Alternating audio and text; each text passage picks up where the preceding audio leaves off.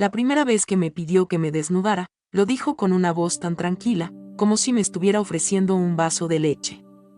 Es parte del juego, susurró, y sus ojos, que siempre habían sido el refugio cálido que mis padres veían, tenían un brillo que no lograba entender. Yo tenía 7 años. Mis padres, ingenieros los dos, salían disparados los jueves por la noche a unas cenas de trabajo que, según ellos, asegurarían nuestro futuro.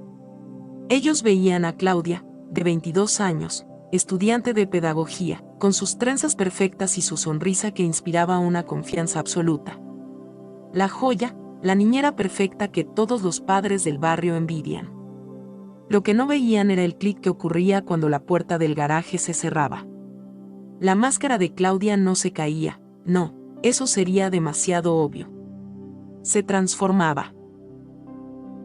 No empezó con lo turbio. Empezó con caramelos.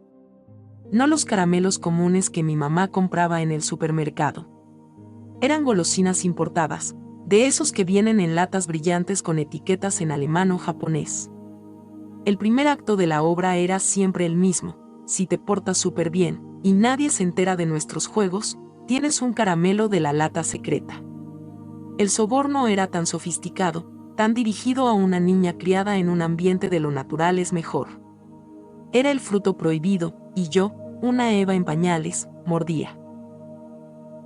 Luego vino el juego del espejo. Al principio era inofensivo. Vamos a ver quién hace la mueca más rara, decía. Después, ahora a copiar los movimientos exactos. Yo era su reflejo. Y una noche, tras copiar cómo se tocaba la nariz y cómo se mesaba el cabello, sus dedos se deslizaron por el cuello, despacio, y luego comenzaron a desabrochar el primer botón de su blusa. Mis pequeños dedos, casi por inercia, hicieron lo mismo con mi pijama. Mi corazón galopaba. No sabía por qué, pero algo en el aire se había vuelto pesado, eléctrico. Muy bien, dijo, su voz un hilo de seda. Eres mi reflejo perfecto. Los jueves se convirtieron en una extraña mezcla de anticipación y miedo. La Claudia del día era cariñosa, me ayudaba con la tarea, me hacía sándwiches con formas de animales.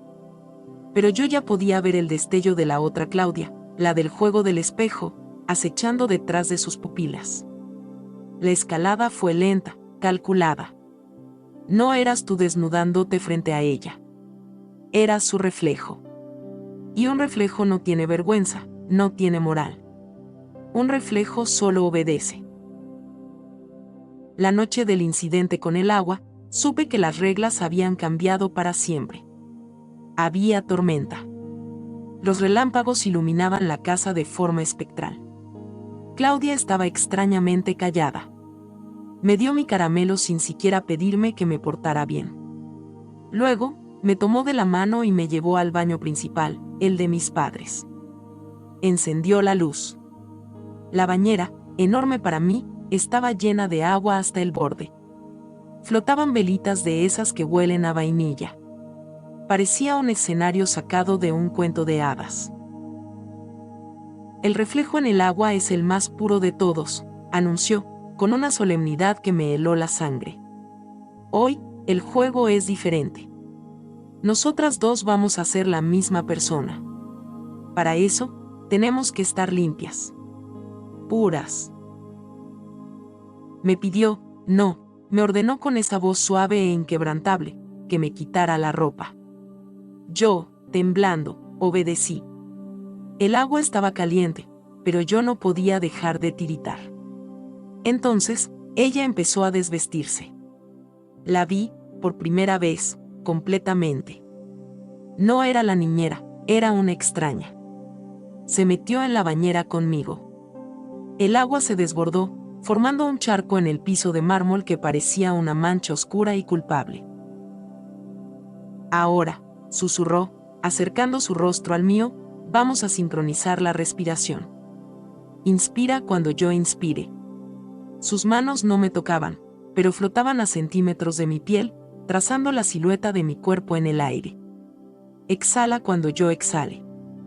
El vapor se arremolinaba a nuestro alrededor. Yo era su muñeca de aire y agua, su reflejo viviente, atrapada en una bañera que se había convertido en un altar perverso. Lo peor no era el miedo. Lo peor eran esos momentos en los que, en la monotonía hipnótica de la respiración, me encontraba perdiéndome a mí misma, fusionándome con su voluntad. Era la sensación más aterradora y, de alguna manera retorcida que mi cerebro de niña no podía procesar, la más poderosa. Ella tenía el control total, y en ese control, había una paz enfermiza. Cuando salimos, me secó con una toalla con la misma meticulosidad con la que limpiaba los cristales. Me vistió. Recogió las velas. No quedaba rastro del ritual. Solo el olor a vainilla, tratando de ocultar el hedor a secreto. Esa noche, mientras me arropaba en la cama, me dijo las palabras que todavía me persiguen: lo que pasa en los juegos, se queda en los juegos. Y si alguien se entera, los juegos se terminan. Para siempre. Y tú no quieres que se terminen, ¿verdad?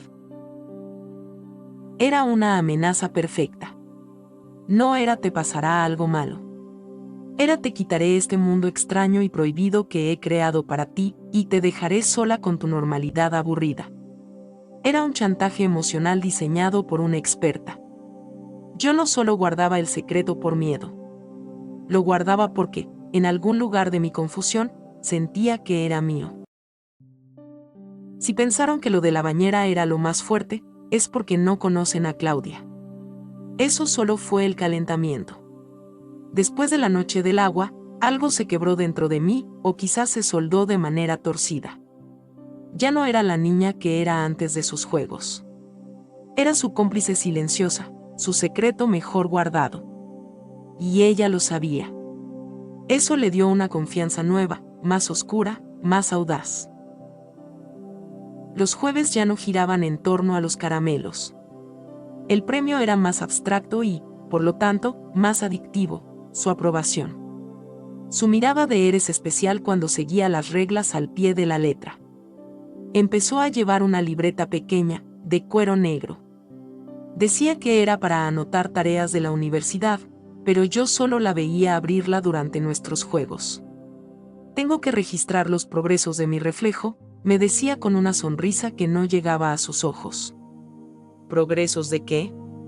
Mi cerebro de niña no lo entendía, pero mi instinto se encogía de terror. El juego del espejo evolucionó. Ya no era solo copiar movimientos. Ahora era sobresentir lo que la otra siente. Se llamaba sincronización emocional. Claudia se sentaba frente a mí, cruzada de piernas, y me obligaba a mirarla fijamente. Ahora estoy triste, decía, y su rostro se desplomaba en una máscara de absoluta desolación. Yo, como su reflejo, debía imitar esa expresión hasta que ella asintiera con la cabeza. Bien. Ahora estoy enojada. Y sus facciones se contraían en una rabia fría y repentina. Yo las copiaba. Ahora siento asco. Y ponía una cara de repulsión que me hacía querer retroceder. Era un entrenamiento. Un lavado de cerebro en tiempo real. Me estaba enseñando a no sentir lo que yo sentía, sino a reflejar lo que ella dictaba. Me vaciaba para llenarme con sus emociones. Las sesiones podían durar media hora, y al final, yo ya no sabía si el nudo en mi estómago era mi miedo o el eco del suyo. Pero el verdadero punto de no retorno llegó con la cámara. Era una cámara de fotos vieja, una de esas que usaban rollo. La sacó de su mochila un jueves y la puso sobre la mesa con una solemnidad aterradora. El reflejo en el espejo se desvanece, dijo.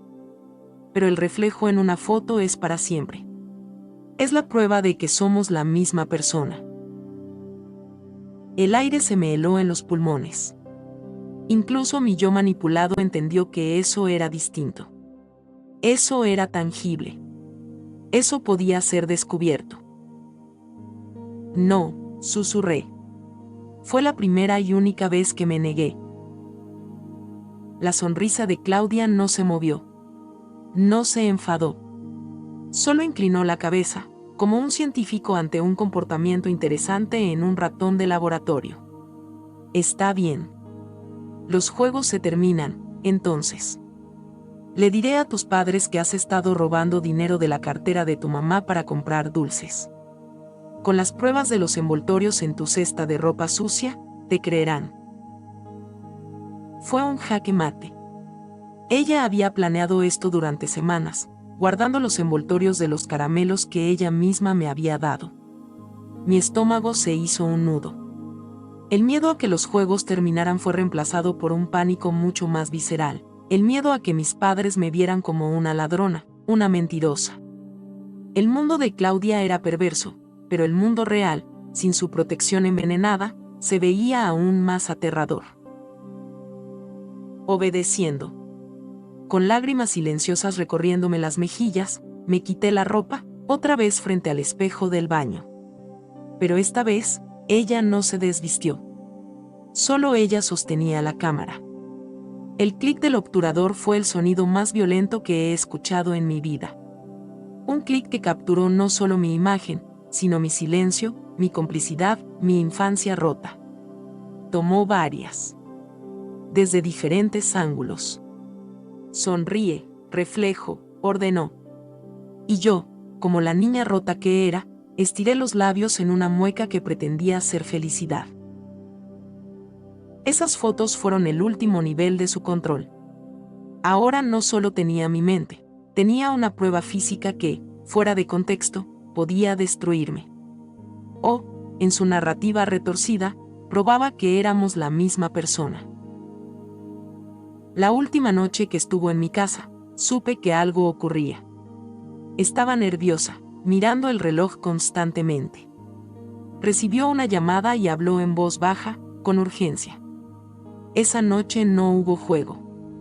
Solo me miró por un largo rato, con esa mirada de posesión absoluta. Nunca olvides que eres mi obra maestra, me dijo.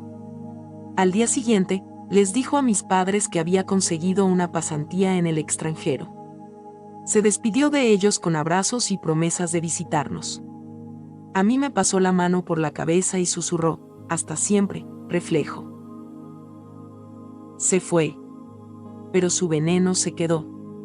Durante años, no pude contárselo a nadie. La vergüenza era una capa segunda de piel.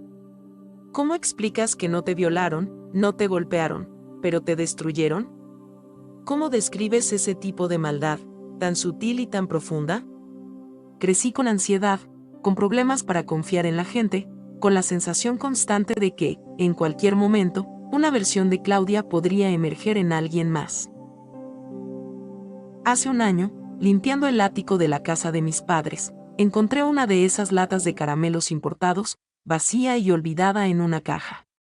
El simple olor a metal polvoriento me trasladó de golpe a esos jueves. Y lloré. Lloré como no lo había hecho en 15 años. No por la niña que fui, sino por la mujer que pudo haber sido si no me hubiera cruzado con una depredadora que vestía de niñera perfecta. Al pensar en eso ahora, de adulta, me pregunto, ¿quién era realmente la prisionera en todo esto? Yo, la niña manipulada, o ella, la joven que necesitaba inventar una realidad tan retorcida para sentir algún tipo de poder.